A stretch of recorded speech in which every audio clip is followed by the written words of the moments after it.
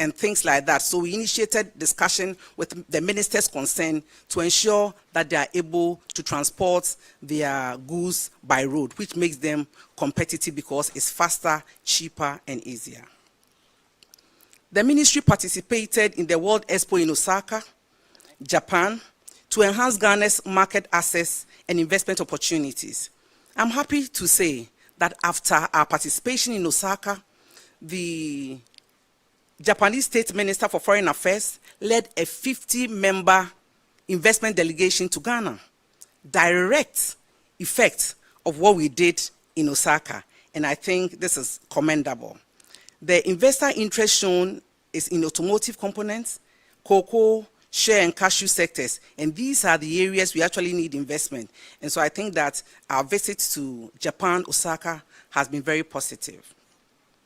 Ghana also received an award for the best theme, a country of possibility and empowerment, exactly what we are and exactly what we do here.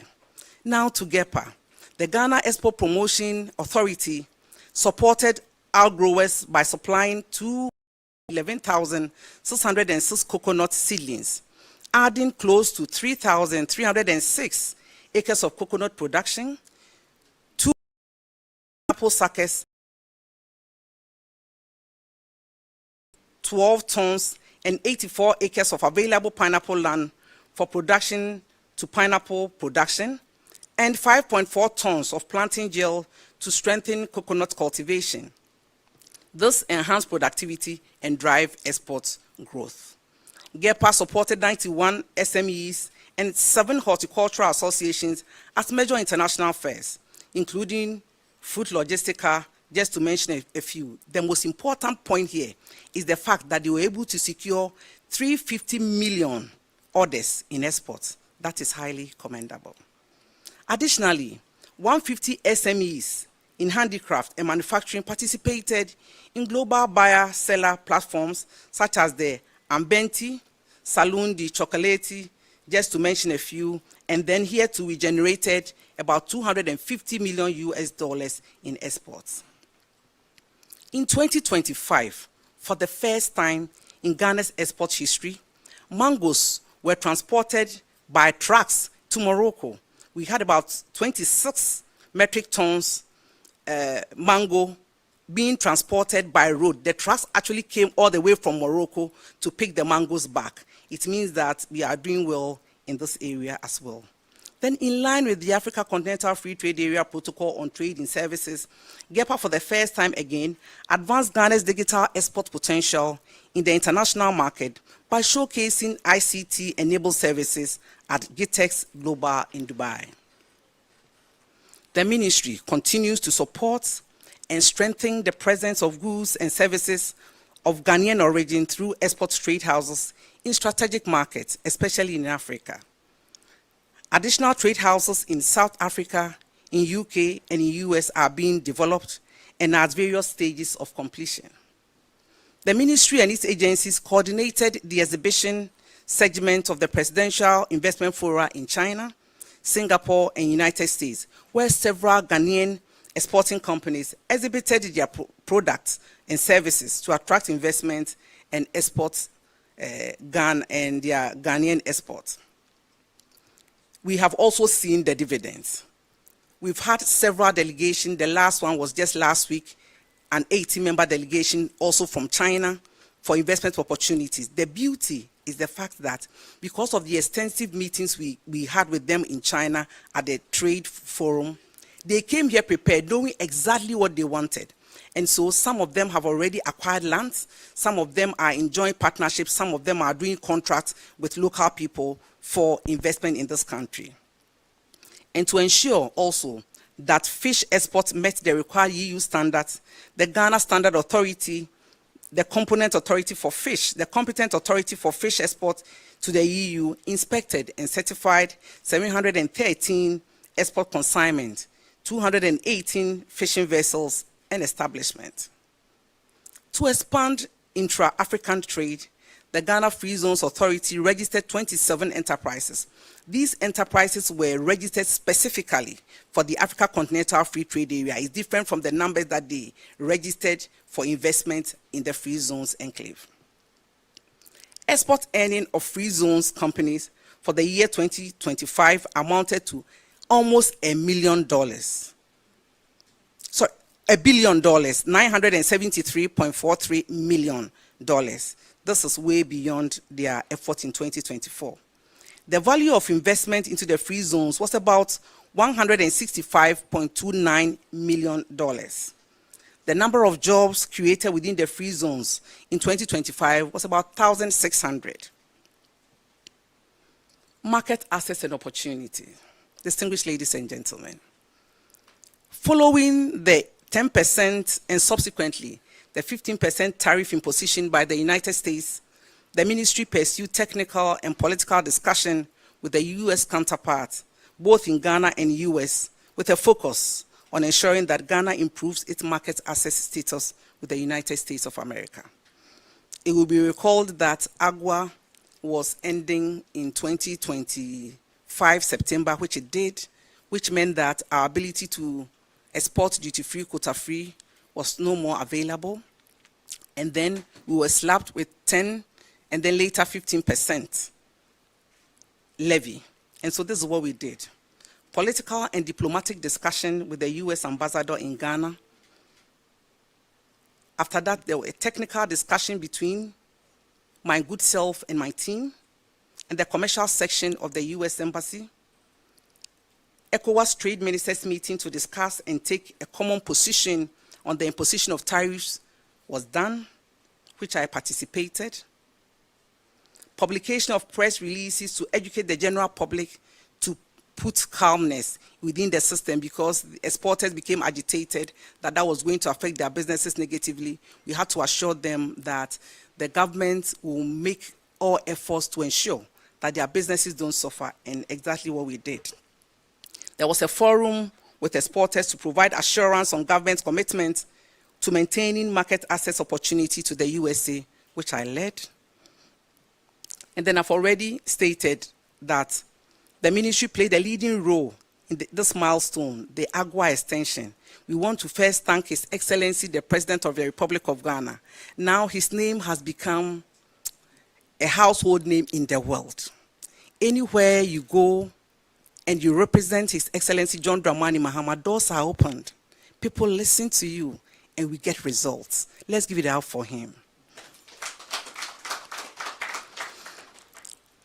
So the political and diplomatic discussion with the US Embassy, the technical discussion, then my team and I put together a technical paper with recommendation for extensive engagement with key stakeholders, including cabinet.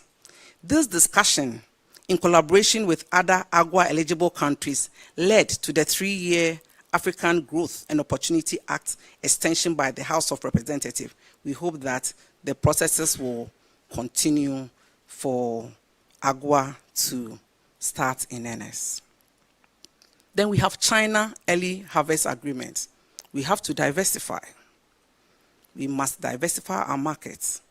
And so, to boost and diversify Ghana's exports to the Chinese market, the ministry had a series of discussions on an early harvest agreement with the People's Republic of China in fulfillment of its zero tariff offer. It will be recalled that the president had a state visit in China where we deepened the discussion on the 0% tariff. So thereafter, there was political and diplomatic discussion with the Chinese embassy in Ghana, technical discussion between the ministry and the commercial section of the Chinese embassy in Ghana and their Ministry of Commerce in China, and then preparation of technical papers with recommendation for extensive engagement with key stakeholders, including cabinet. One of the biggest bane of industry, biggest bane of trade, biggest bane of agribusiness is finance. Access to finance has always been a challenge. Cost of borrowing in Ghana has been high, and access to long-term and competitive finance has been a major hurdle in terms of this space. And so this issue is being addressed with the support of one of our agencies, the Ghana Exim Bank. In 2025, the Ghana Exim Bank disbursed a total of 304 million in line with stringent credit curation policy to strengthen credit quality. And my emphasis, stringent credit curation policy. This is not money for the boys or money for the girls. You must satisfy the requirement. You must show that the credit you are taking is going to inure to the benefit of the economy. You must show ability to repay the loan, because this is not money for free. This is money to help your business and to help the economy and to help the macroeconomics in the country, and also to make sure that we benefit from import substitution, and then our exports actually improves. And so they also went to work in respect of repayment and received 107 million from loans that has been given and that were not paid. Recovery efforts on legacy loans are ongoing. They've initiated legal proceedings on several of the cases, while others have been referred to appropriate security agencies for further action. There are loans that we don't know how they were disbursed, and then we have referred it to the appropriate quarters for same to be dealt with expeditiously. To further enhance its capacity for project financing, the Ghana Exim Bank is exploring opportunities to raise up to $200 million from the capital market. The proceeds will be used to complete partially executed projects and protect investment already made, helping to mitigate potential losses. What happens is that sometimes the Exim Bank will agree to give you X amount of money for an investment. They will disburse half and leave the other half. It does not yield any dividends for the investor, but the investor will be called upon to pay interest. And so what we have decided to do is to raise money to pay off the amount we agreed with the investors previously, so that they can have the full benefit of the investment, and then we will be able to protect the investment that has been made with the taxpayers' money. And so we are high on that one. This is not political. We want to make sure that the Ghana economy does well. It doesn't matter how, which political affiliation you are in. So long as you've taken part of Exim's money for good cause, we will add up to make sure that you take a benefit, like the watermelon factory in Pualugu. Rapid industrialization for job initiative.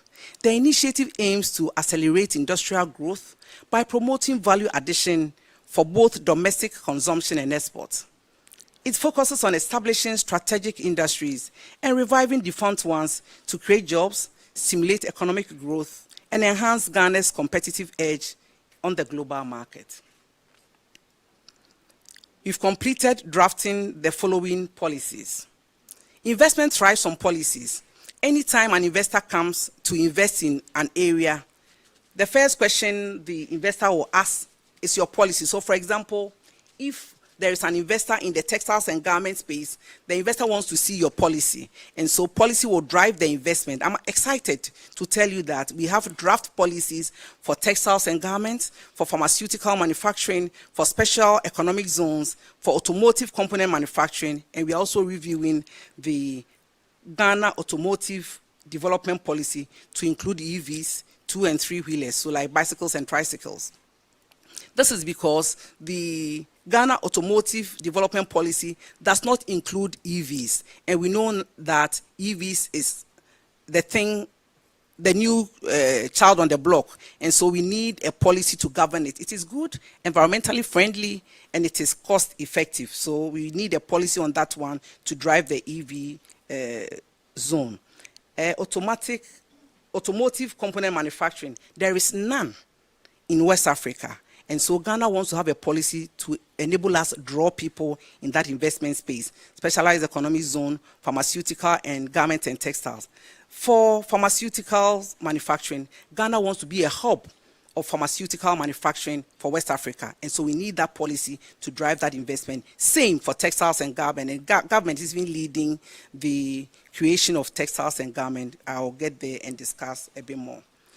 the Ministry of Trade, Agribusiness and Industry, led by myself, was able to sign an MOU with Shenzhen New Jeco of China for the establishment of an EV assembly plant. They are in Ghana, they've acquired their land, development far advanced for the factory to start. There's also ongoing discussion with Sherry International to establish an EV assembly plant. This is also as a result of our visit to China and the things we're able to do with some of the companies. Even though I don't have it here, it is the policy of the Ministry of Trade, Agribusiness and Industry, not only to look for new investment, but also to encourage existing ones to expand. And so when the president asked me to represent him in China on the China-African Summit, I took advantage of that time to visit existing companies in China and to encourage them to upskill. I'm happy to announce that as a result of that, the Sunda Company Limited has added one line to their pad manufacturing. It was opened by the Vice President and myself recently. We did the same for Keda. They are coming up with a glass factory, and they're also coming up with lines for their sanitary wares. And so this is what we do at the Ministry of Trade, Agribusiness and Industry to attract investment into the space.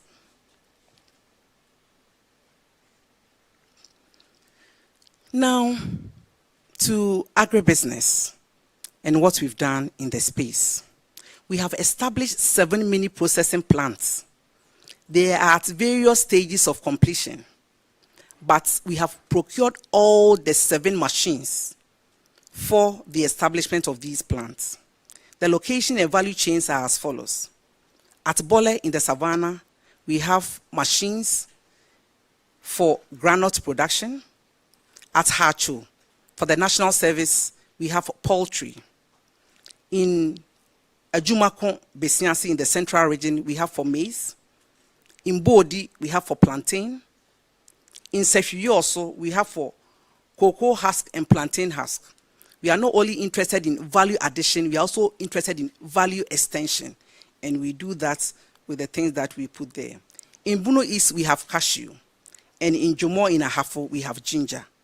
We try to spread ourselves across fairly.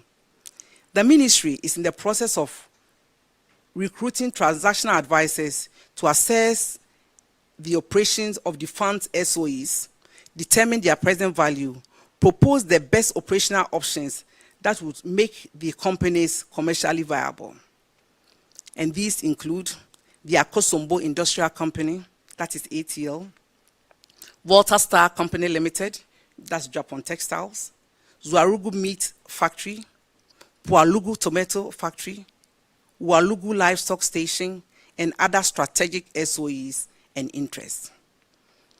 In respect of Commander Sugar Factory, which is very top on our agenda for the year, I've put together an interim management committee to conduct a technical assessment of the Commander Sugar Development Company assets for revitalization. The committee has submitted their first report. Their next and final report is due on Monday.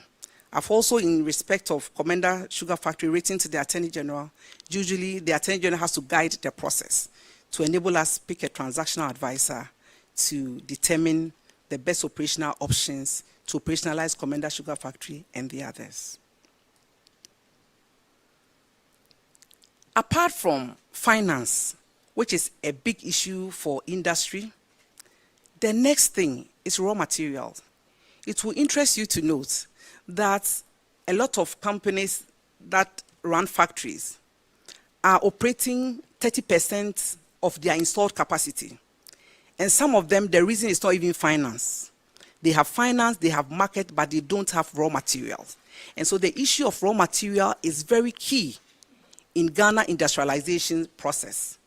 And in order to do that, the Ministry of Trade, Agribusiness and Industry has come up with a project called Feed the Industry Program. The objective is to enhance competitiveness and sustainability of Ghana's industry. In order to do this, we have secured a lot of lands, some in the eastern region, some in the central region, and one in fact, 2 places in the Buno East region. And the GIPC is also working on land banks to help us to produce raw materials, agro, for our industry.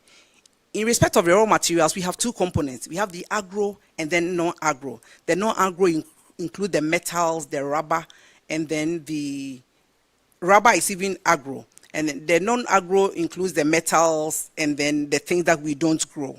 And so last year, the ministry was able to secure a restriction of the export of non-ferrous scrap materials to ensure availability of raw materials for domestic manufacturing, because it's very difficult to import these non-ferrous scrap whilst we export at a cheaper price. And so we have agreed, we did stakeholder consultation, and we agreed that aggregators should sell to local manufacturers so that we get raw materials to feed our industry. We've also prohibited the export of raw natural rubber to ensure sustainable raw rubber supply to domestic processors. Any issues that come around it, I'm sure, will be resolved. Now, agribusiness, our new addition. People ask me, isn't it burdensome to have trade, agribusiness, and industry? The answer is no. It has rather lessened the burden, because agribusiness has come to make industry and trade easier. Agribusiness has come to achieve a lot of things. It has come to make sure that our value addition is mentioned for attention. And so this helps us with industry.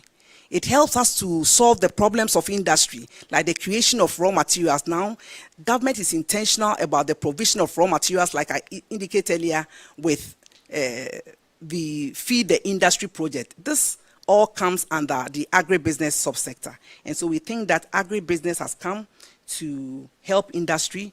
It has come to promote industry. It has come to help in value addition. It has come for attention and support. The objective of agribusiness, as I've stated earlier, is to focus on the establishment and reviving of agro-processing industries. We've discussed developing agroecological zones, promoting value addition and extension, and integrating smallholder farmers into commercial value chain. One is going to happen at the Citrus Center in Central Region, where young people are coming together under an anchor developer to produce pineapple to feed the citrus company, and then a confit, commercial contract farming. So this is a typical example of how they feed the industry, help a particular industry to thrive, to operate under the 24-hour economy. Our achievements so far: we have been able to do a national agribusiness dialogue. As if fate would have it, I was the first minister for tourism, culture and creative arts, and I was able to do the creative arts bill.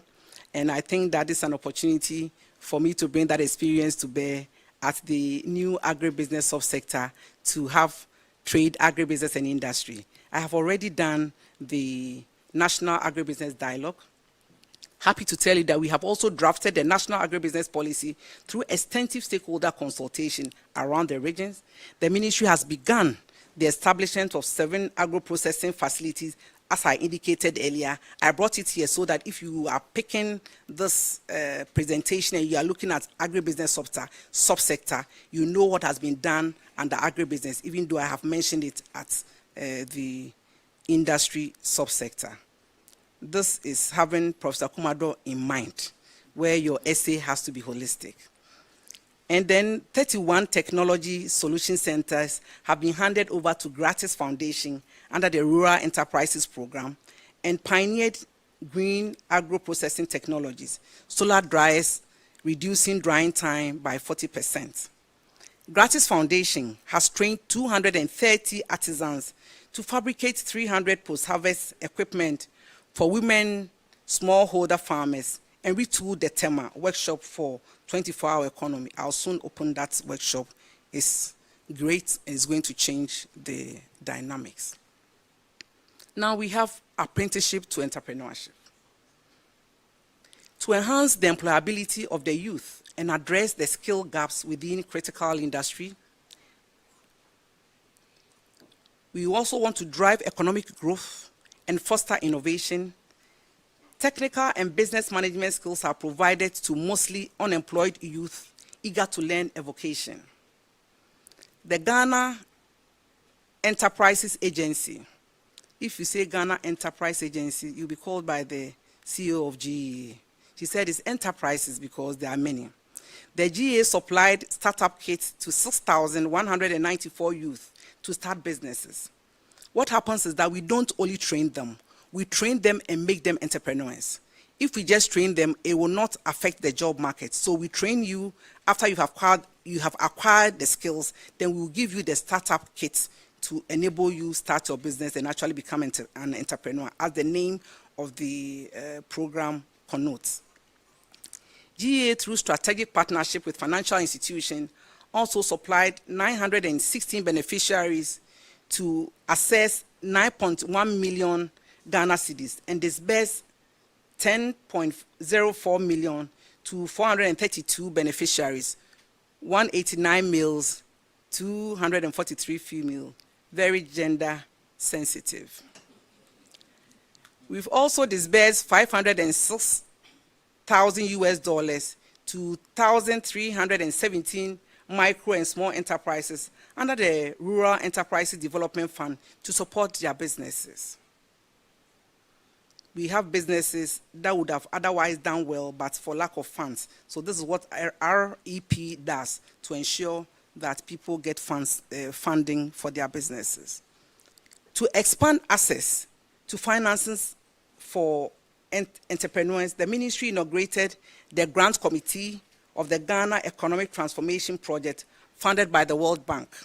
The committee has screened applications by entrepreneurs pending approval by the Minister for Finance.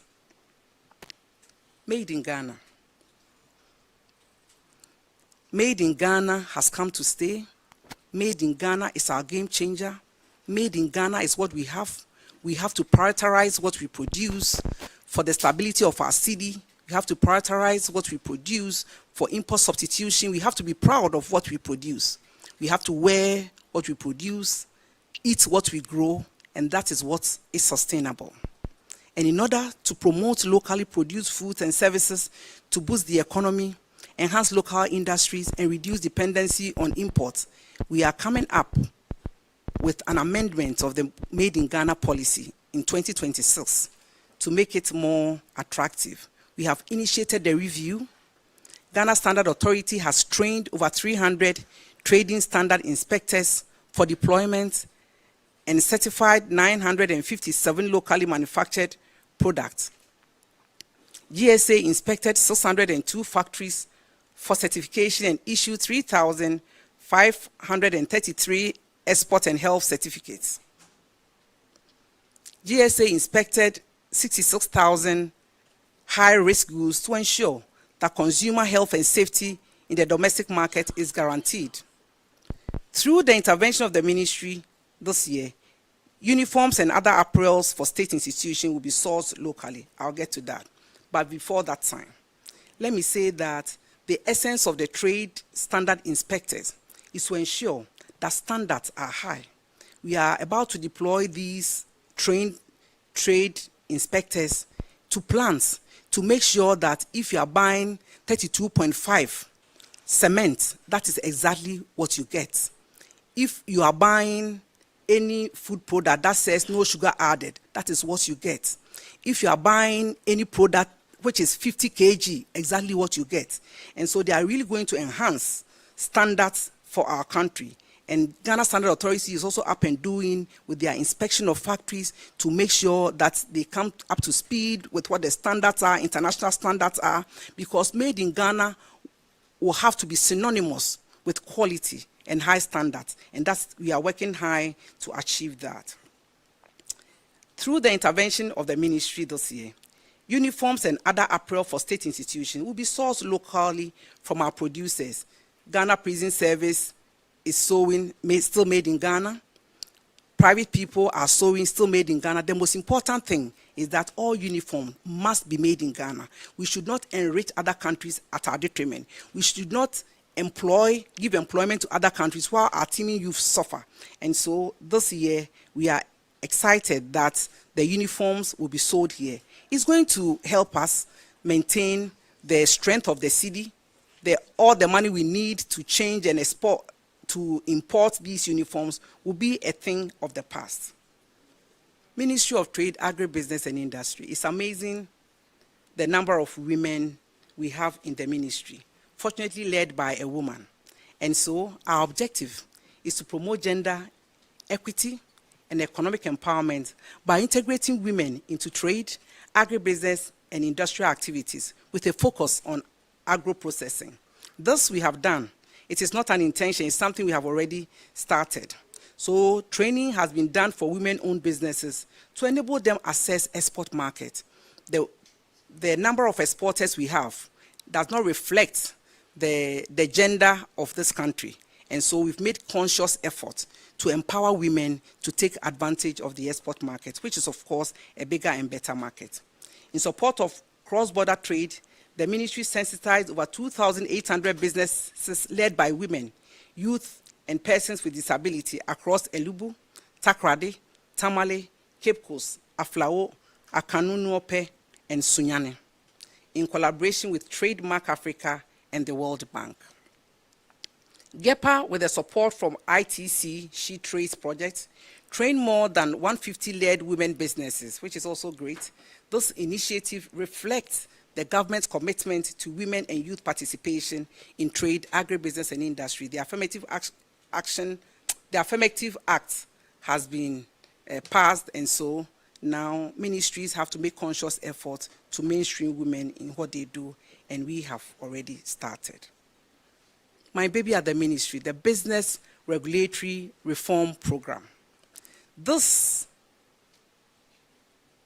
program is to improve the quality and transparency of regulatory administration, create a predictable business regulatory environment conducive for private sector development, and make Ghana the most business-friendly country in Africa. What have we achieved so far with the Business Regulatory Reform Program? We've been able to produce a Ghana's Be Ready assessment report that replaced the ease of doing business. The Ghana Be Ready self-assessment is an improvement of the ease of doing business. We have achieved that. We have developed online reform management and progress tracking system, first in the sub-region. We have interactive web portal created for public-private consultation. We have the Business Regulatory Reform Bill being finalized with the Attorney General's office. So the bill is ready, the Attorney General is looking at it. Once he okays it, we are on our way to Cabinet. The Ghana Investment Promotion Center Act is also under review to remove the minimum capital requirements, among others. However, I want to assure Ghanaians that the small retail trading will be the reserve of only Ghanaians.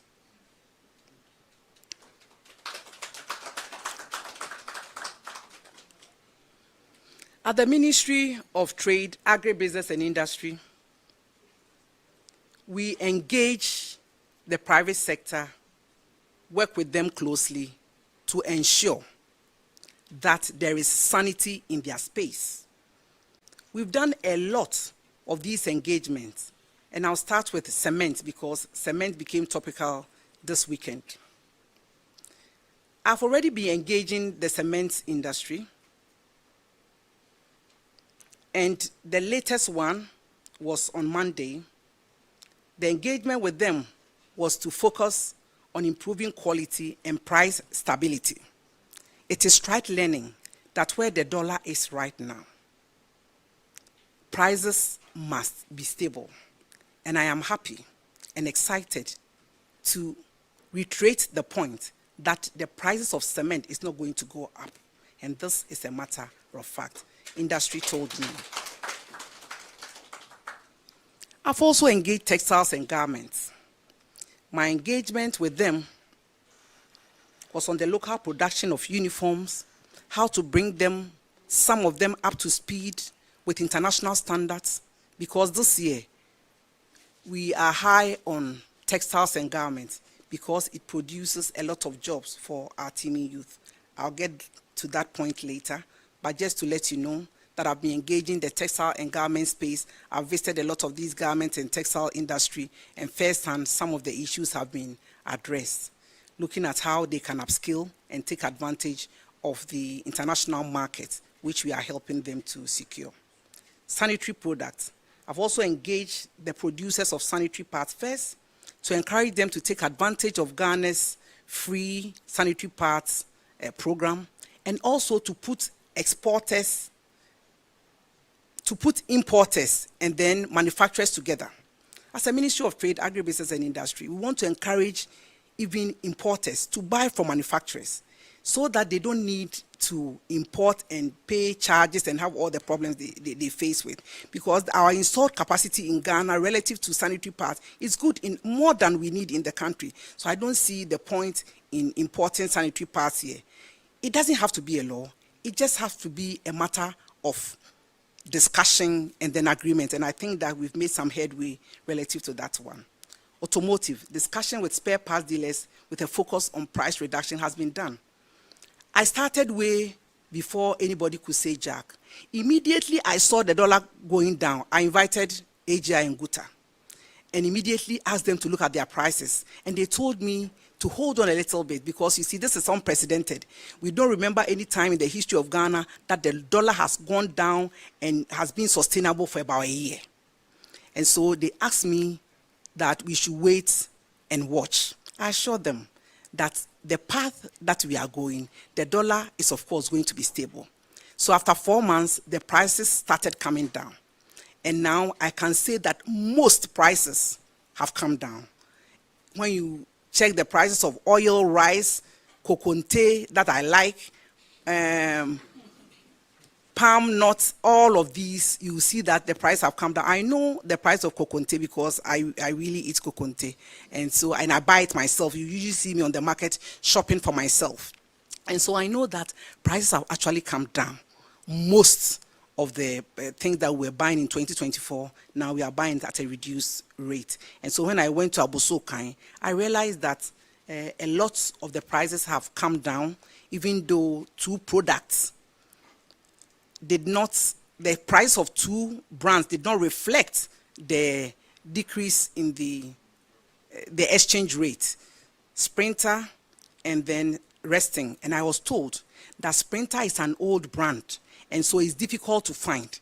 And in respect of that brand, it's just a matter of demand and supply that has affected the pricing. But we had a discussion and they agreed to work on it. I think that the people of Ofosu-Adjare are working well with the Ministry of Trade, Agribusiness and Industry, and I must commend them and encourage them to keep on working with us to make sure that we get stable prices that reflect the gains that we have gained. I keep saying that Excellency John Dramani Mahama has worked well to stabilize the economy. The whole idea and the essence of this is for everybody in Ghana to benefit. Consumers must take a benefit and investors must take a benefit. There shouldn't be any time that one party does that. And so I think that that is well understood and it's reflecting in the kind of prices that we are seeing. Food and beverages, discussion focused on standards to curtail the smuggling of substandard and counterfeit products have also been discussed. There have been several industrial visits. My joy.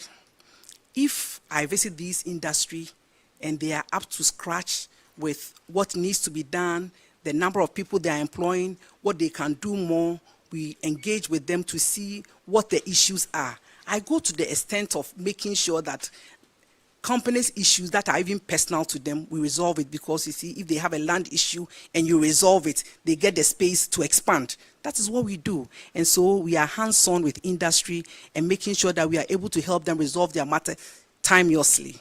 The engagement with captains of industry on the 24-hour economy was also done.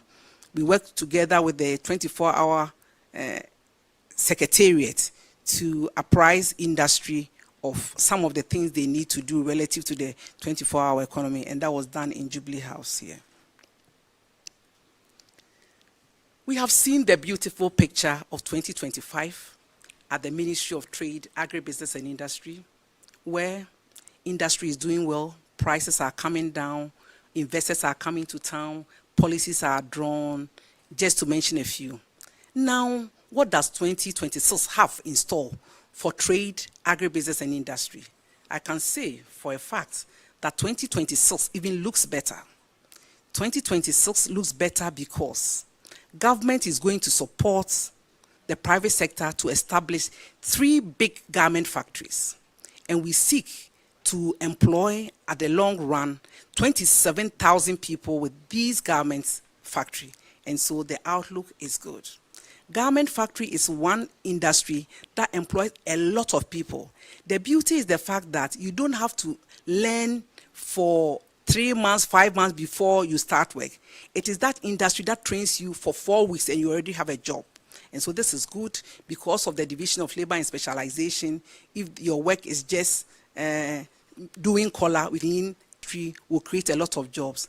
The beauty is the fact that, again, in the garment factory, it employs all categories of people: university graduates, diploma holders, and people who have not even gone to school at all. Because you see, when it comes to sewing, some people are talented. You don't have to go to school to sew.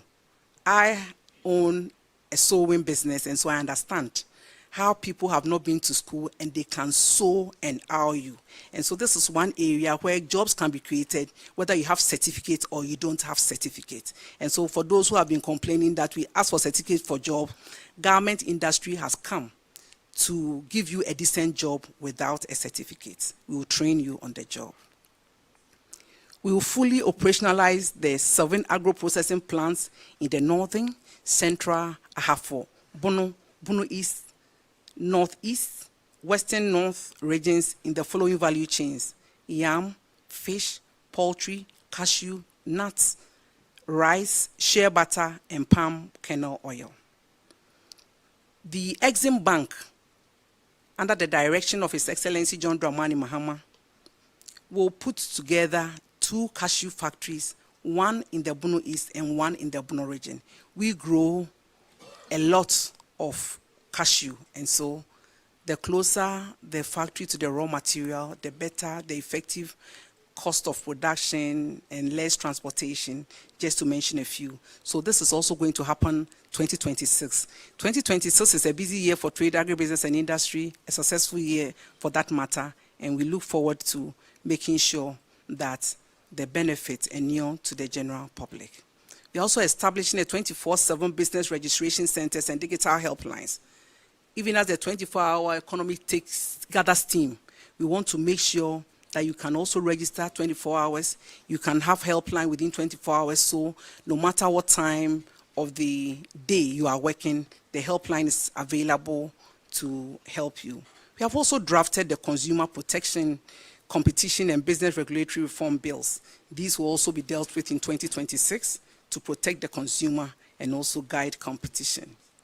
We also want to boost export and strengthen Ghana's position in the regional and global value chains. We host the Africa Continental Free Trade Area. And so, even as we are able to improve what we do here, we will be able to take advantage of the single biggest market in terms of countries in the world: 1.5 billion people, $3.4 trillion in cash. And so if you are able to do that, we'll take advantage of all of these.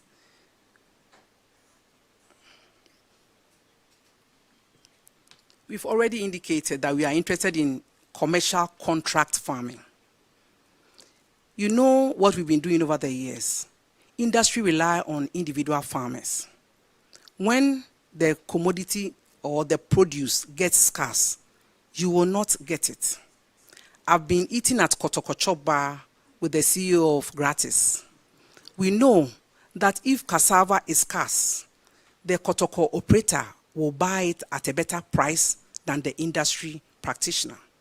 If it happens like that, industry suffers whilst we eat the fufu.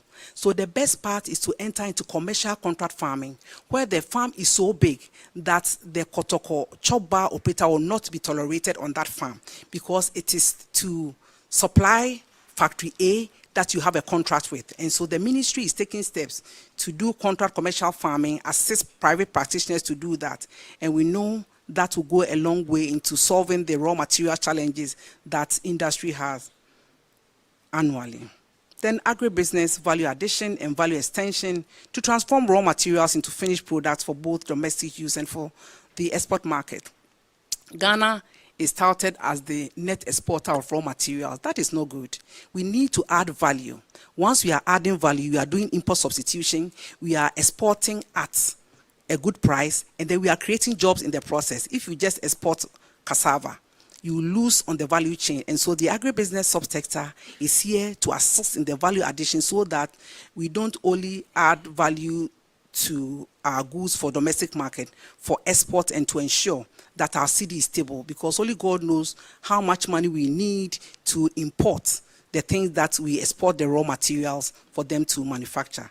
They buy it cheaply, they name their price and bring it back in the form of finished produce, finished product. And so as a country, we've made it a point to add value to our raw materials ourselves so that we can keep the dollar, we can create the jobs, and then we can do import substitution.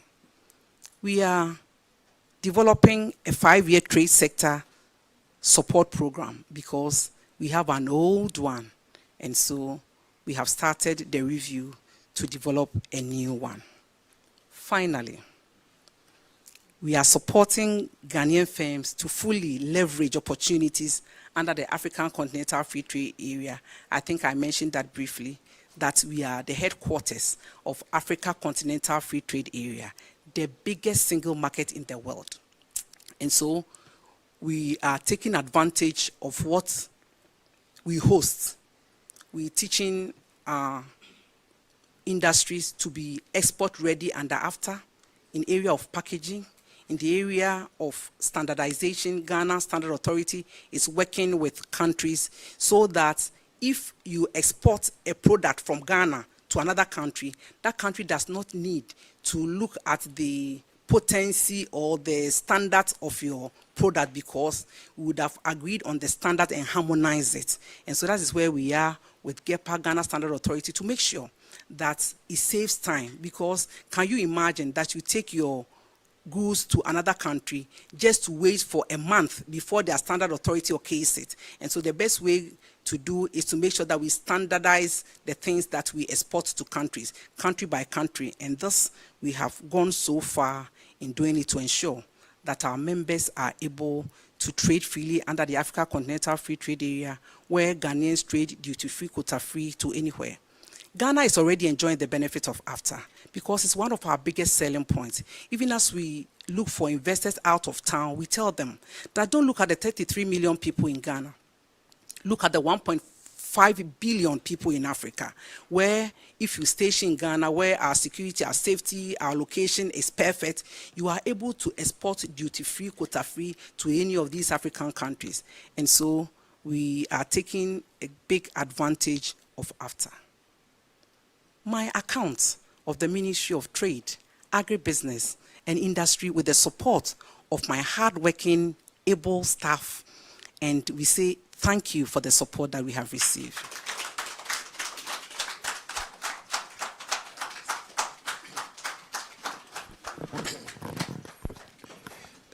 Thank you very much, Honorable Minister, for that thorough and comprehensive briefing, which basically touched on all aspects of the work done by the Ministry of Trade, Agribusiness and Industry. At this juncture, we will delve straight into the questions that media men and women present here may have regarding the presentation made or any issues that relates to the Ministry of Trade, Agribusiness and Industry. So please walk up to the microphone, identify yourself as is the usual rubric, and then ask your question. My name is Wisdom Hedejome. I work with TVXYZ. So in the KPIs that the President gave to the ambassadors and the high commissioners, they were supposed to increase trade by a certain percentage. We want to know what the ministry is doing to ensure that those metrics are met, and those that do not meet it, what sort of sanctions are there for them. Right. And then you talked about visiting Abosoka and then the cement issue. Is it only limited to these ones? Because if you look at the overall economic micro indicators and then the price stability vis-a-vis the standard of living, just want to have a clarity on that. And then finally, regarding agribusiness, you talked about establishing some businesses in some parts of the country. If you go to Volta region, for example, we have a vast land for coconut production. Today, if you want Kubeangwa, you not get. If you want Ajungo, you not get. What is the ministry doing in that regard? Thank you for that investment pitch for the Volta region. I'm sure they would appreciate it. Yes, can we? So let's take a couple of them and then you answer them. My name is Abdul Hanan Adam, and I work with the EIB network. Minister, your predecessor, before they exited office, introduced the Ghana Standard Authority regulation, that is the LI, to regulate cement pricing in the country. You mentioned in your presentation that there's some sort of brouhaha surrounding it, and it will interest you to know that just this morning, my landlord sent me a text message saying that he wants to increase rent by 10%. And he included the cement pricing in terms of doing renovations and all that, including district assembly levies that they collect. I want to find out if you would want to revisit that particular LI so that we have some sort of regulation in that industry, because people are complaining that if the regulation is not there, these manufacturers and businesses will take advantage of Ghanaians. My second question has to do with the 24-hour economy, which your main opponents, that is the opposition New Patriotic Party, say that it is a scam. They say that the government hoodwink Ghanaians into believing that it is going to create 3-shift jobs in the country. Your ministry being the central in the implementation of this policy, how far are you with regards to this? How many factories or how many establishments should we expect from you by close of 2026 and the outlook for 2027? Thank you. Thank you very much. So we'll take 2 more questions from Courage and then Akos, and then we'll come back for a final round. Because of the constraints of time, we urge you to summarize the questions. Komla Klucha, I work at TV3. In 2024, your predecessor then, Katie Harmony West, still an MP, then in Parliament, told the House that they had leased the Commander Sugar Factory to West African Agro Limited, an Indian-based company, for a renewable term of 15 to 20 years. Now, he went on to say that $50,000 each month was supposed to be paid to Watco. How much has the government paid the Indian firm Watco as of now? Then 2, you just indicated that small retail business will be a preserve of the Ghanaian. This is according to you a short while ago, you said it. Now, if you go to Circle and other parts of the country, we have seen an influx of Chinese who are selling cars, not the Zonda and then the other people.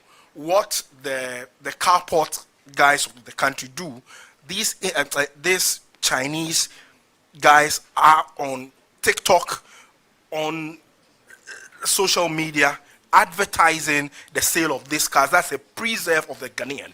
Right. What is the position of your government on this issue about retail, specifically to the issue of the sale of cars? All right, thank you very much, Komla. So, Akos will have the last word in this round, after which we'll come back for a final one.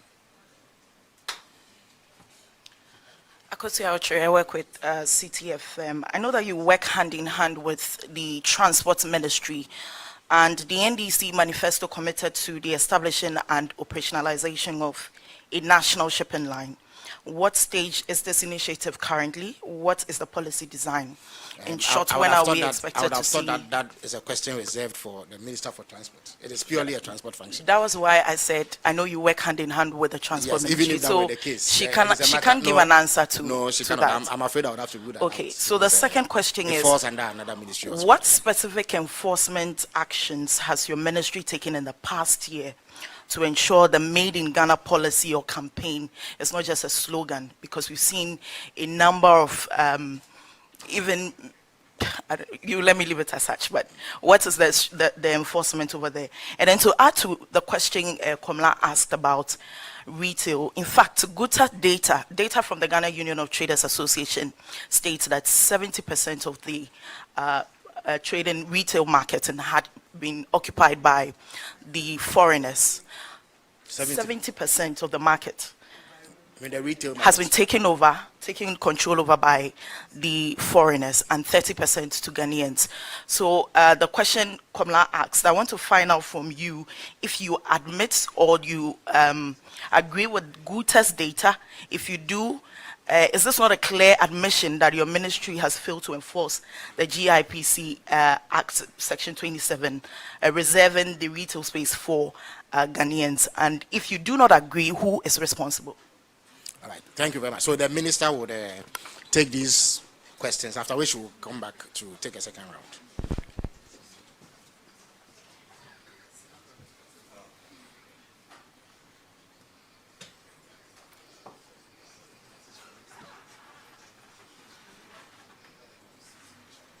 Thank you very much. I'll start with the ambassador's KPI. Yes, now Ghana is into economic diplomacy. And so all ambassadors have been entreated to make investment a priority. Before they left, I had the opportunity to address all the ambassadors, telling them of areas of interest in Ghana, the opportunities available in Ghana where they can sell Ghana, the selling points and all of that was done in a very big session. Thereafter, Ghana has trade attaches in some of the missions, and we get reports and we get inquiries. So we're working closely with all the ambassadors who are seeking inquiries. They direct investors to come to our space, and so we are working very closely to ensure that they are able to honor this KPI. And then agribusiness in the Volta region. Yes, recently the Ghana Export Promotion Authority, as I indicated, gave a lot of coconut seedlings to farmers, and it includes farmers in the Volta region. So I'm sure very soon you'll get Kubenwa that you've been looking for. Yes, and so the LI on cement is there and it's in force. It is on the power of the LI that I met the cement manufacturers and told them exactly what the law says. I don't need to belabor the point. The best part is the fact that we all agreed that we could not increase cement price, and that's what it is. But if you want me to delve a little deeper, you need to state your ex-factory price at the beginning of every month, latest by 8th of the month. And so long as nothing of that sort had been done, nobody could change the price. And so the law is there, we enforce it. It will be recalled that in 2024, 42.5 strength of cement was sold at 117. Now it's at 107. And 32.5 was sold at 105. Now you can get between 80 and 85. And so we have worked with them using the LI to ensure that prices are stable. And so this, I can say the ministry has been working with them to achieve that. 24-hour economy. 24-hour economy has a secretariat and it's multi-sectorial. The 24-hour economy works with all the ministries to ensure that they are able to execute their mandate. I'm happy to tell you that this year, the Minister for Finance has allocated money for the implementation of the 24-hour economy. The Ministry of Trade, Agribusiness and Industry, we are doing our part by making sure that industry is able to take advantage of that policy. That's why we are doing the financing, we are helping them with raw materials, because these are the things they need to take advantage of the 24-hour economy. So I'm sure at the end of this year, we'll see the benefits of the 24-hour economy. The garment factory we are doing is going to run 24-hour.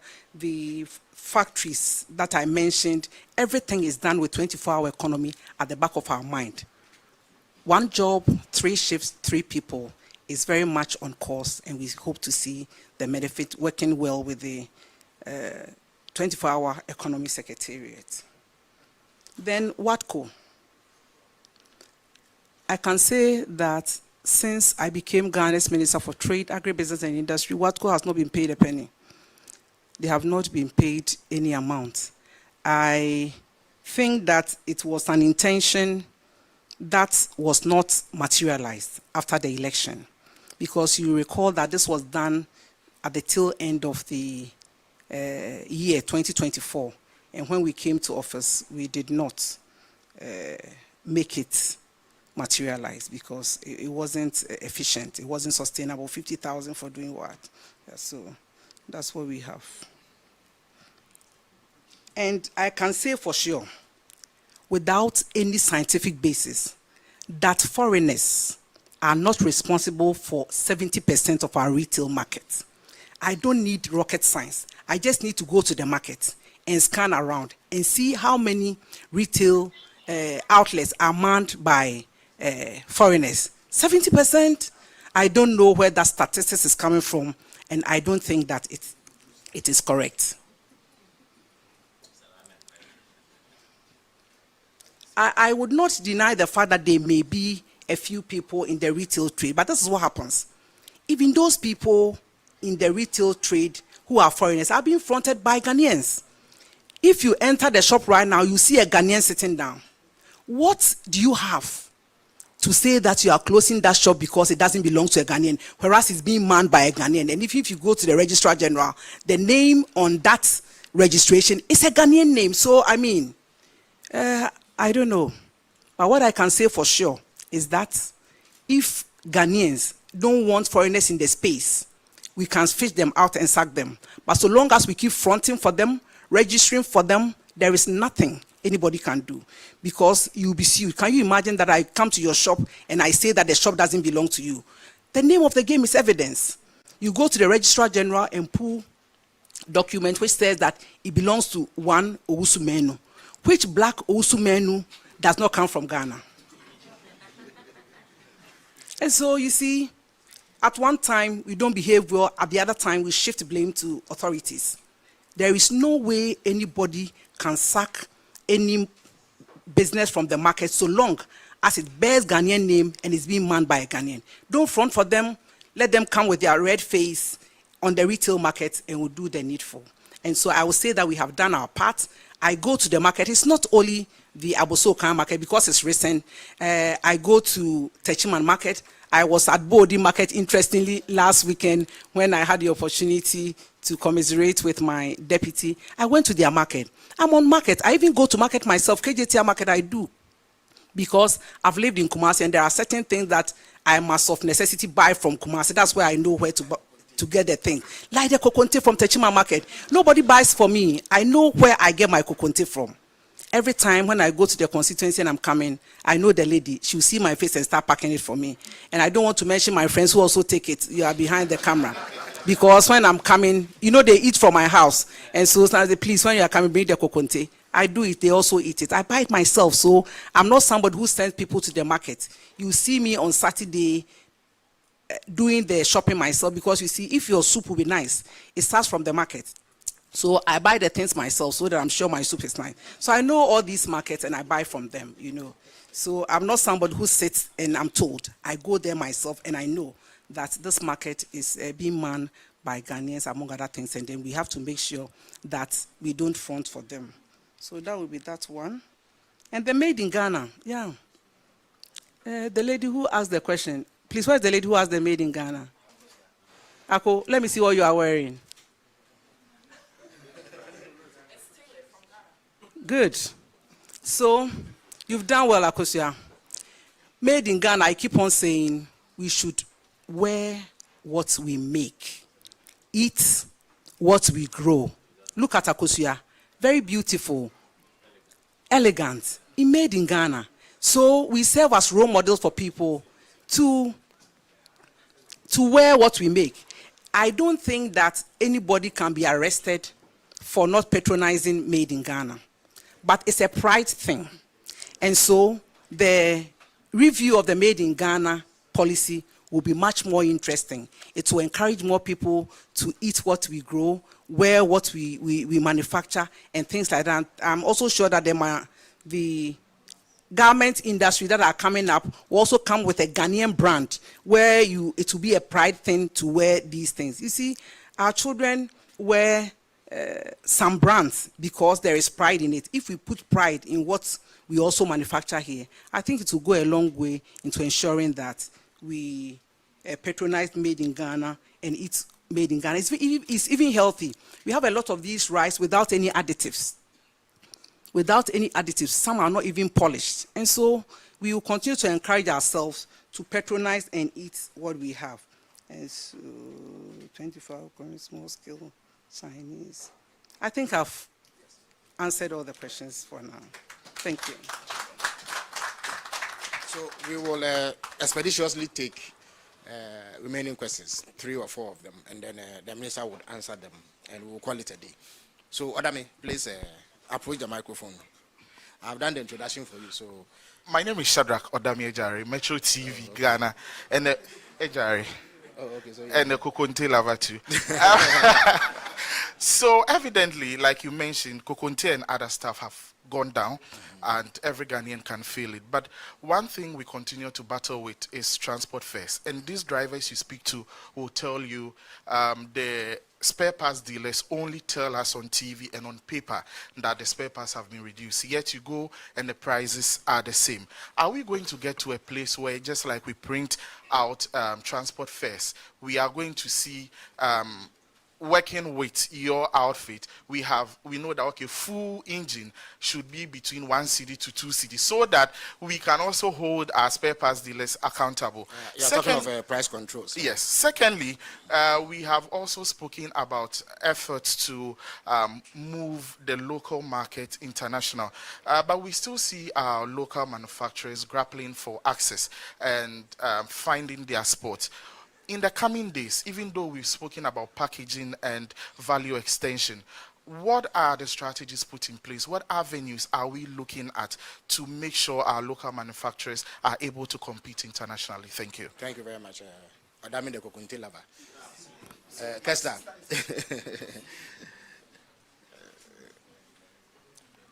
My name is Kester Crunchy. I write for the Daily Graphic. My first question is on the trading standard officers of the Ghana Standards Authority. I think somewhere last year, the minister inaugurated about 300 of them. And up to now, I don't think I've seen them working. So I wanted to know what is the challenge in rolling them out. I know that there will be financial reasons and all of that, but I want to know what the challenges are. The second one is factories invading residential areas and causing fires. I don't know if it has come to the attention of the ministry, but the last time I checked with the Factories Inspectorate Directorate, they said they didn't even have an office at the moment. They were being sacked for the Marine Drive project. Directorate, yeah. They said they didn't even have an office, and they were being chased out of the small space they occupied near the beach for the Marine Drive project. And so they were handicapped. I couldn't fault them. So between that time and now, these factories are increasing. If you go to Latebia Koshi, now the Chinese erect their signs. It's no more written in Ghanaian English again. They now have their signs there. And in September last year, there was a huge fire in Latebia Koshi. All the products in that particular building were petrochemical products. So you see all the chaluate and the things we sell in Mokola and the rest of the retail market. It's controlled by them. And there are evidence to that. So I want to know what pragmatic steps we are going to take. With the 300 inspectors, we have one not working to ensure that these things are done right. My last question, if you would, I wanted to know if we've improved on the quality of cement. Okay. All right. And if there's evidence to show that, because I know the Ghana Standards Authority do periodic tests, and in the past they've come out to say that they were not up to standard, or some inferior products were being used. If we can see the new testing from the Ghana Standards Authority to know that really we are consuming the right product. Thank you. You seem to be well versed in matters relating to standards and the work of the Ghana Standards Authority. So, Mr. Setiye of the Ghana Broadcasting Corporation will conclude this session for us. Thank you very much for introducing me. I'm very happy that my hometown, Ejumaku Bisianse, is going to have a maize mini processing plant. During the presentation, I know that the government is targeting NTEs, that's non-traditional exports of 10 billion within a specific time frame. Last year, from the projections, Ghana earned $2.54 billion. What are the figures for the last 6 months of last year and the rate at which we are moving? Is it likely that we will achieve the 10 billion ahead of the stipulated time? All right. Thank you very much. And I may ask maybe the last one. All right. How many of the one district, one factories that were started from the scratch are still working? Thank you very much. So the minister would answer these questions presently.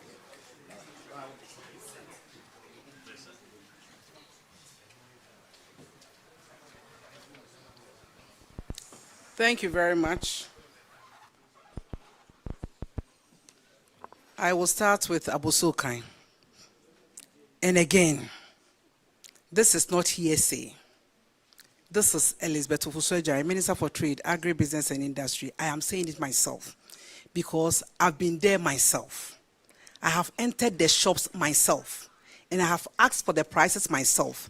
And the beauty is the fact that I went with people who have been patronized Ofosu-Adjare.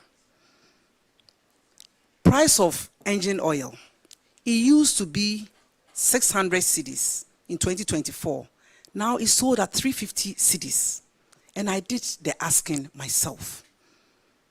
And I got the confirmation from my team.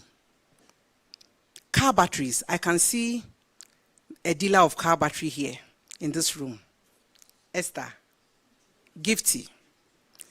The cost of a brand of battery was sold as 1,007 in 2024. Now it's 1,200. Another brand sold at 1,200 is now 750. Prices have come down. I'll even move from Ofosu-Adjare and go to the ordinary market. And this can be verified. Look at the price of, for example, Kokonte. Yes, I have Kokonte. Number one on my list. Kokonte, that was sold at 1,200 a bag. It's now selling at 900 cedis. From 1,002 to 900. Good savings for me and all the lovers. And Adjare, you see. Yam Pona, that was sold at 35 cedis. It's now sold at 30 cedis. Those of you that were receiving food stuff from me, you realize that in 2024 thereabout I stopped because it was so expensive. But now I've started. The prices are better. If you look at palm fruits, that was sold at 40 cedis, now sells at 25 cedis. And these are very viable facts. Just go to the market and ask.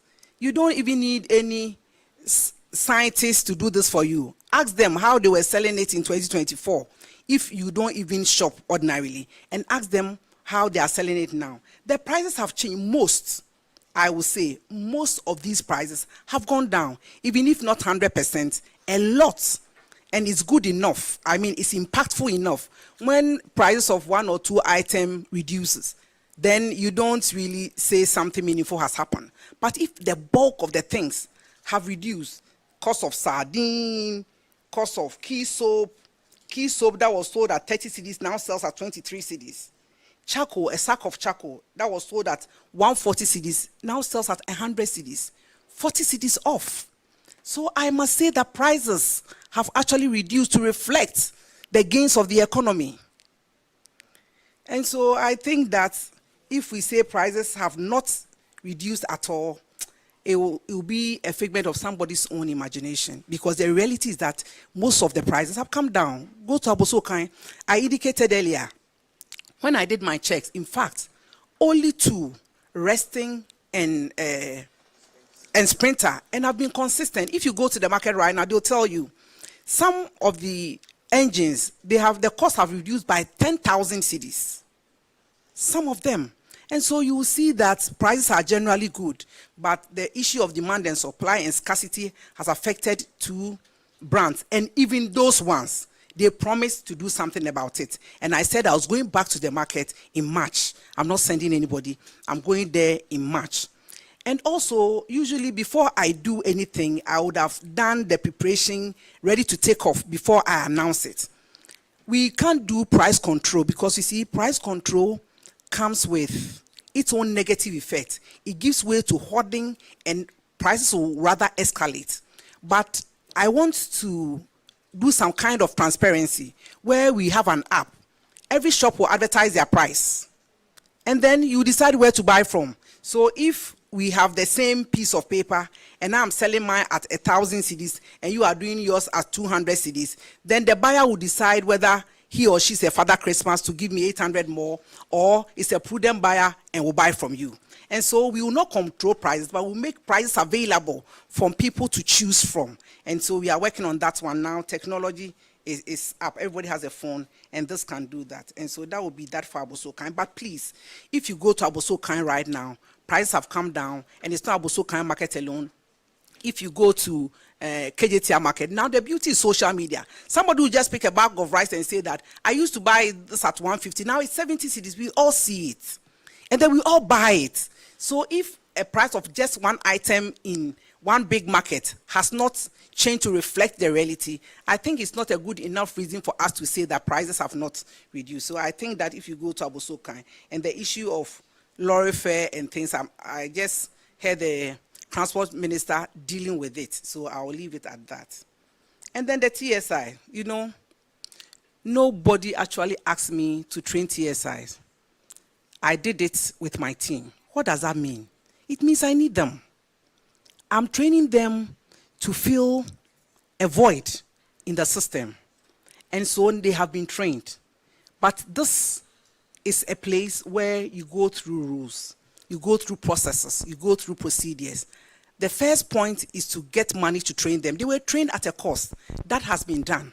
Now the next is to deploy them. And this year, I indicated earlier that it's part of our plan to deploy these people to help the Ghana Standard Authority maintain standards and do what is needful. And then the factory inspectorate. Yes, they help industry. Interestingly, they belong to the Ministry of Employment. And so now that I know they have a challenge, I will discuss with the Minister for Employment and see how we can all help for them to do their work. And so you realize that where factories are situated and all of that falls under their purview. And so we draw their kind attention to the fact that industries are creeping within residential areas, and we know that that is not safe, especially that we've had some accidents. Quality of cement, I can say that the quality of cement has improved, and the latest report will be ready in February. We had the meeting on Monday, and I have charged the Director General for Ghana Standard Authority to do the latest analysis, and I have promised that any company that falls foul will be named and shamed and punished. And so, by end of February, I will come to the general public with what the analysis are, and will be very quick to name, shame, and punish, because we must get value for money. And it is our mandate to ensure that they do standard cement for our consumption.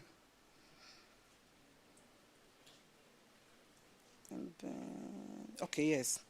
So I'll fill in your question. You were asking whether we'll be able to get NTEs 10 billion by 2030. So last year was 2.54. We hope that with the robust measures that we are doing, helping existing companies to upskill, inviting more companies into the system, government supporting companies for exports, I think this will go a long way to helping us achieve this. Again, we are up with our harmonization, and we know that if the harmonization is done, it's going to improve exports. We're also helping people to be export ready. You see that GEA is training more women, Ghana Export Promotion is training more women, because there are a lot of women enterprises that need a little push to be export ready. and we have grouped all of them, and we are working towards it. So even though this is ambitious, I am certain that we should be able to meet this on time. Thank you very much.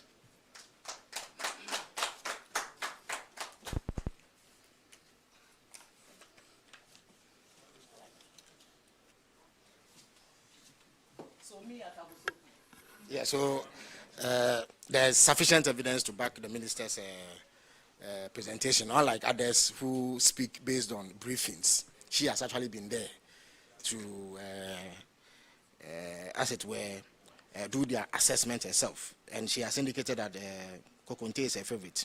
Mine is Gary Sokins. So I also know for a fact that the price of a bag of Gary has come down significantly.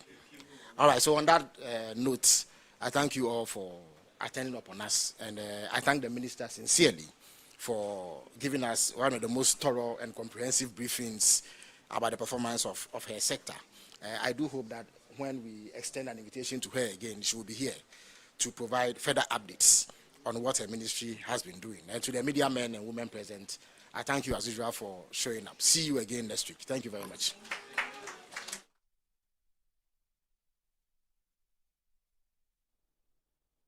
You're still watching Channel 1 Television. I am Samuel Akom, and just gone by as the Minister for Trade, Agribusiness and Industry briefing Ghanaians on what has been happening in her sector. But I have with me in studio my colleague Ni Latte for further engagement on that particular briefing. So for you, good afternoon first of all. Good afternoon, Samuel. For you, what were the key highlights? Because she first of all did a retrospection of 2025 and the outlook for 2026. So for you, what were the key highlights? Very well, Sammy, and thank you for having me this afternoon. So like you rightly indicated, the minister responsible for trade, agribusiness and industry, that's Elizabeth Ofosu-Adjare, was just giving us highlights of some of the major events that happened in her space and what the policy direction is going to be like some few days into 2026. So the minister was very clear. I know her that she's a minister of fuels, but today she has been comprehensive, very thorough, and thorough with exactly what she has been explaining to Ghana. So for example, she was talking about policy direction for last year, investor support and also financing.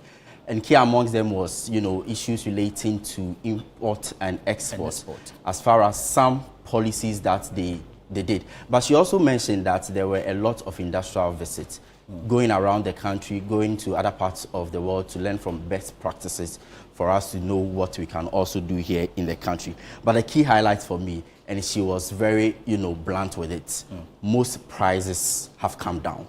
And this she said without equivocation, that she's been on the market, she's been to the market, she's interacted with some of the traders, and for her, any other item you see price still going up or relatively the same. So that was where she made reference to the Kokonte price. Exactly, because she's a lover of commodities in the market. So she's saying that if prices are high, it means that it's an issue that has to do with, demand and supply or even scarcity. And so she made specific references to some of the things that really have high prices, even though the dollar has come down. And she spoke about the engagement she's had with GUTA and other trader associations to ensure that the ordinary Ghanaian is not ripped off. So that's one of the things that the minister responsible for trade also indicated. One other thing she also mentioned was a national policy with regards to agribusiness. And for us here at Channel 1 Television and 97.3 City FM, we are very big when it comes to we're going big on that. Yeah, so that's something that also caught my attention. I know that she's been engaging some of the players in the value chain to look at value addition, processing, and all those things within the agri value chain. On that score, for you have been following this development, right? If as a country we take this particular development serious, what can it do for us? Because we understand even when it comes to rice importation, we spend a lot of money to import rice and all. So what benefit will that particular policy have? So we can also link it to this whole made in Ghana consumption. If you are able to drum home the demand, we are able to send a message down the line that, well, if we consume what we produce, it will go a long way to help the economy. And you have tasted local rice before, and you know how tasty it is. Why do we spend a lot of money to, bring in foreign rice for us to consume? And even look at the supply chain disruptions and some of the challenges that we face when it comes to some of these things. So the point is, let us develop the national consumables. Let people know that this is the way to go. And you saw how she was praising Akosua for, wearing an African made in print, Ghana. made in Ghana. And so for me, I think we should just not develop the taste for foreign goods. Okay, so and that's it. Away from the commodities, let's go to cement. I mean, for those watching who are interested in the cement industry and all, what have been some of the concerns they've been raising? Because she did mention that they will be sending out some personnel to check the quality of cement. Has that been an issue that has been exactly, because when it comes to the trade with regards to cement, it's two things: the pricing and the quality. If your price is high, people will not patronize. If the quality is poor, it will not be used for construction. And so that's why the journalist was bent on the issue of quality, because price, we know, it has come down. Even this morning on the 7 a.m. bulletin, I did a story regarding how prices of cement have come down, and then consumption is really high there. People are, taking advantage of it, those in the early stages of construction and all that. And I know that the former Minister of Trade during the former government also set up a committee to ensure that we address some of these things. But the minister is saying that I think somewhere in March, there's going to, February, she said, another report from the Ghana Standards Authority to ensure that the, people who produce cement meet the right benchmarks. And that was when she said that people who fall short of the requirements are going to be named, they are going to be shamed, and also they are going to be penalized. And so it means that you'll be leaving the cement manufacturer. And even with the cement thing, there's also this leg to it. A lot of people are of the view that the cement that comes from outside Ghana are way cheaper and has a lot more of quality. Myself, I did a report, I think somewhere 4 months ago, speaking to some of the dealers, and you go and they are all in for the foreign cement. So it's affecting the locally which is one ones. area that is also affecting us when it comes to trade and all that. And so it's like we are doing ourselves more harm than good as a country, developing the taste for foreign products, even when governments are bent on instituting policies and also ensuring that there are protocols to adhere to when it comes to production, so that local businesses can also stay in business, so that we get the revenue You made a very important point, that it is also up to, after we put up the policy, ensuring that it works. I'm not sure this will be the first time we are going to implement some policies of those sort. So for you, what should be the direction in terms of ensuring that these policies are made to work? It's all about enforcement. That is why we have laws. And so if you are poor with implementation, then it comes to naught. So somebody will say that, well, Ghana, we are good at making laws, but we keep them on the shelves, no enforcement, nothing. When the issues arise, so the law is there. And so for me, it's more about policy direction and implementation. If you are able to implement the laws we set for ourselves, we are able to enforce them and ensure that there is everyday, assessment. You realize that some of these things are for our own good. We are going to implement them. But quickly, Sammy, before we go, let me just give you what the minister intends to do in 2026. Right, the outlook. Yes. One of the first things that the minister said was something I relate to. So, for example, he praised the local government industry, although it is not at its highest production. So what the minister is saying she's going to do is that this year alone, we are going to establish 3 garment factories. And it's not just about the establishment. When these factories are established, they are going to create 27,000 jobs. So it means they are going to be strategically positioned across the country. And this is inspiration they are taking from somewhere in Benin. Because I remember the minister going to Benin to assess some of the things that they are doing there. Through some partnership, I think Arise IIP. And if you go there, it's an industrial enclave, a lot of things going, which is why the minister said that uniforms of security personnel are now going to be produced locally. And so some of these things, we want to wish the government well to be able to do them. Then we see how best we can also turn the fortunes of our economy and country around. So people are going to be employed, 27,000 people, 4 weeks of training. That sounds good to reduce unemployment. Unemployment in the country. And one of the threats to the economy this year is unemployment, at least from the World Bank. So let's also talk about the pricing. People are calling on government to do some form of price control. The minister has ruled that out. She says, no, it's just going to lead to hoarding and also other forms of price discrimination. And so we can also talk about some of the things that are doing agro-processing and also financing from Exim Bank, GEPA, and what have you. 24-hour business registration, and also one major thing that the minister said, fantastic, consumer protection, business competition bill, fantastic. How do we keep businesses in check? How do we ensure that customers also get value for money? Remember when this whole issue of DSTV pricing came up? Cut International heavy. Let's get the bill. Let's see what. So we just want to see how the minister will, implement all of these things that she said. We want to wish her well because she's one of my favorite ministers. Not just because I'm a business journalist, because if we have our trade and industry as well as agribusiness on point, we can turn the fortunes of the economy. And so let's see how the minister implements all of these things. But the only thing I'm leaving you with is an advice to business. You remember the minister said that 170 million cedis in loans given to small businesses, they are not repaid. And so if you're a business... So they go for the loan, they go for the loan, the repay. legacy loan, they don't repay. So it affects other people who genuinely need Exactly. those And loans. so if you are a business who has gone for a loan from the Ministry of Trade and Industry as well as agribusiness, just make sure that you repay so that other businesses can also enjoy this form of financial support. Thank you so much. That was Ni Latte, my colleague in the newsroom, breaking down the issues to our understanding. And so keep watching Channel One Television. I am Samuel Akom, and remember, telling your story and empowering change.